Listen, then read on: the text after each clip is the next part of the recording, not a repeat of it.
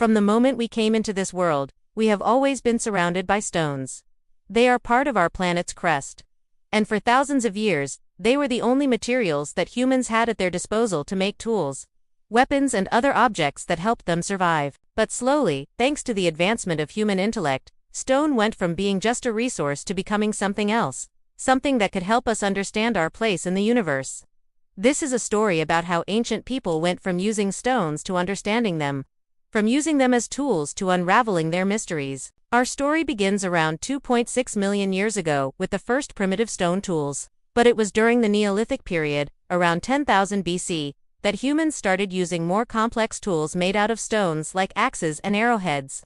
These tools required not just brute strength, but also a knowledge of the properties of different types of stones and how to best utilize them. For example, flint and chert were preferred for making tools because they were hard and could hold a sharp edge for a long time.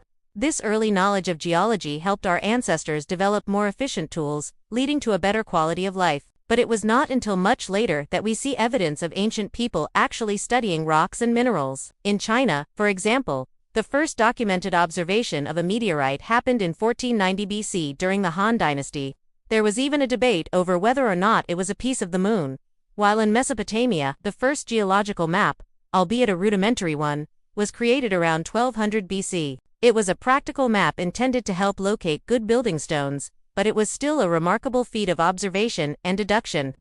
In Greece, around 500 BC, philosophers like Thales and Anaximander started to develop theories about the composition of the Earth. They believed that the Earth was a flat disk floating in space, and everything on it, including water and air, was made of tiny particles called atoms.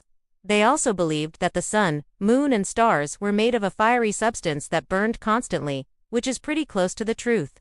And this was all thanks to their keen observation of nature and their willingness to question everything. Of course, not all ancient cultures were as scientifically minded as the Greeks.